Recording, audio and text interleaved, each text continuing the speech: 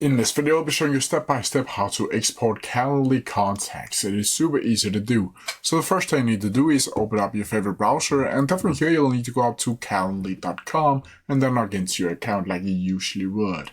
Now once I'm here, it should look something like this. Or well, it may be looking something similar to this actually. Once I'm here, you'll simply need to go over to the left-hand menu over here, and then from here you'll need to head over to Contacts.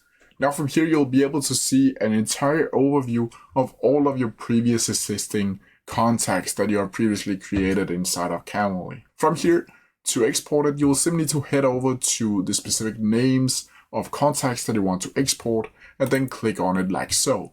Now as you can see, I only have one for this tutorial, but from here, you'll simply need to go down to export like so, and as you can see, export one contact as a CSV file, and from here you'll get an email from Calendly and you can download directly your CSV file right here.